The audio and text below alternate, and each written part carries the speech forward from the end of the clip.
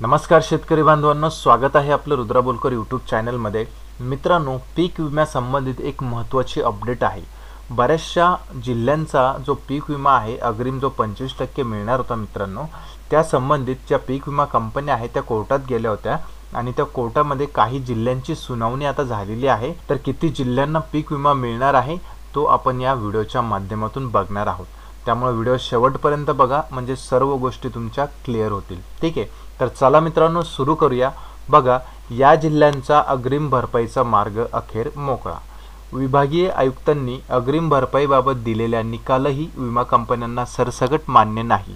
विभागीय आयुक्तांचे निकाल मान्य नसल्याने विमा कंपन्या अग्रिम भरपाईबाबत आता सचिवांकडे अपील करत आहेत।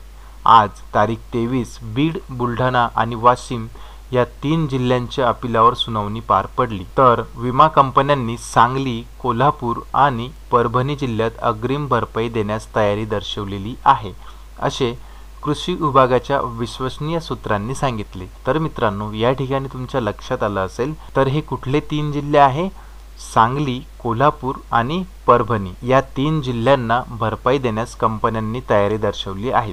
पुढे त्यांनी काय सांगितले बघा, पीक विमा कंपन्यांनी परभणी, सांगली आणि कोल्हापूर या जिल्ह्यात अग्रिम भरपाई देण्यास तयारी दर्शवली, असे कृषी विभागाच्या सूत्रांनी सांगितले। म्हणजेच परभणी, सांगली आणि कोल्हापूर या जिल्ह्यांमध्ये अग्रिमसाठी पात्र ठरलेल्या मंडळाचा भरपाईचा मार्ग मोकळा झाला। पुढील काही दिवसांमध्ये या मंडळामधील पात्र शेतकऱ्यांच्या खात्यावर अग्रिमचा निधी मिळण्यास सुरुवात होईल, असे कृषी विभागाने सांगितले। तर मित्रांनो, काही दिवसातच जे शेतकरी पात्र आहे, जे मंडळ पात्र आहे त्या जिल्ह्यांमध्ये, त्या मंडळातील शेतकऱ्यांना हे पैसे लवकरच मिळणार आहे। राज्यातील 24 जिल्ह्यांमध्ये शेतकऱ्यांना 25% अग्रिम विमा भरपाई द्यावी, असे अध्यादेश जिल्हाधिकाऱ्यांनी काढले होते। पण विमा कंपन्यांनी सरसकट अग्रिम भरपाईला नकार देत विभागीय आयुक्तांकडे अपील केले होते।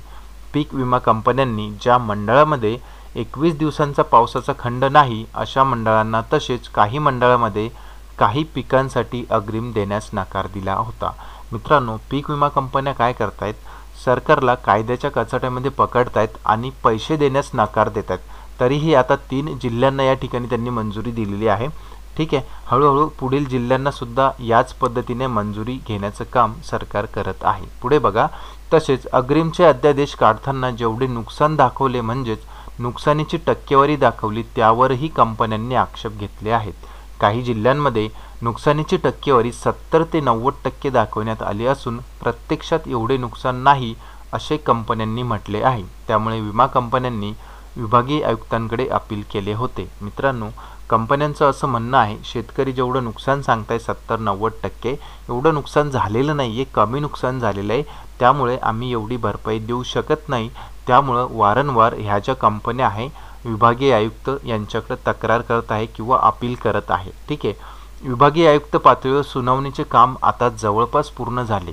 विभागीय आयुक्तांनी दिलेल्या अहवालावर विमा कंपन्या विचार करत आहेत। विमा कंपन्या विभागीय आयुक्तांचे आदेश काही जिल्ह्यांसाठी नाकारले, त्यातच बीड, वाशिम आणि बुलढाणा जिल्ह्याचा समावेश आहे। विमा कंपन्यांनी बीड, वाशिम आणि बुलढाणा जिल्ह्याच्या अग्रिम भरपाईच्या विभागीय आयुक्तांच्या आदेशाला सचिव पातळीवर आव्हान दिले।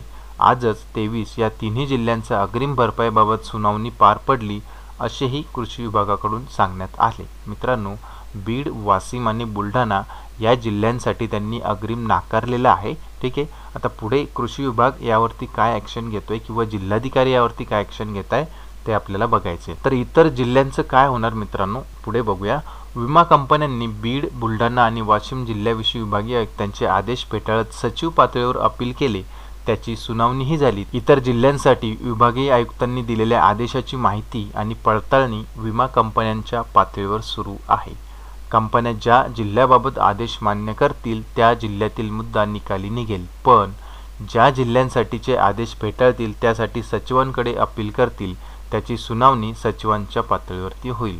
मित्रांनो, काही जिल्ह्यांचे जे आदेश आहे ते आदेश आलेले आहेत आणि ते कंपन्यांनी मान्यसुद्धा केलेले आहेत, परंतु ज्या जिल्ह्यांचे मान्य केले नाहीत त्याची अपील सचिवांकडे जाणार आहे, विभागीय सचिव यांच्याकडे।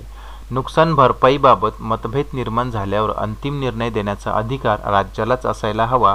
त्यामुळे एकतर निर्णय लवकर होऊ शकतो आणि शेतकऱ्यांना आपल्या हक्कासाठी लढण्यास सोपेही जाईल, पीक विमा योजनेत हा बदल करण्याची मागणी शेतकऱ्यांनी केली आहे।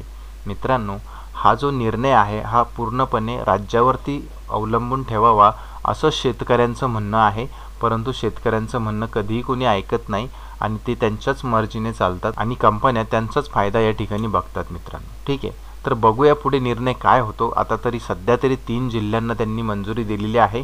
त्या जिल्ह्यातील शेतकऱ्यांना लवकरच पैसे त्यांच्या खात्यावर क्रेडिट होणार आहे। ठीक आहे, तर अशा पद्धतीने ही माहिती होती मित्रांनो या 3 जिल्ह्यासाठीची, आणि जे 3 जिल्हे त्यांनी नाकारलेले आहे त्याची सुद्धा अपील विभागीय आयुक्तांकडे केलेली आहे। त्याचं सुद्धा लवकरच सुनावणी होऊन त्याच्यावरती निर्णय होणार आहे। ठीक आहे, तर मित्रांनो, तुम्हाला जर हा व्हिडिओ आवडला असेल तर कृपया लाईक करा, शेअर करा, सबस्क्राईब करा आणि बेल आयकॉन दाबायला विसरू नका, जेणेकरून असेच माहितीचे व्हिडिओ सर्वप्रथम तुम्हाला बघता येईल। व्हिडिओ बघण्यासाठी खूप खूप धन्यवाद मित्रांनो।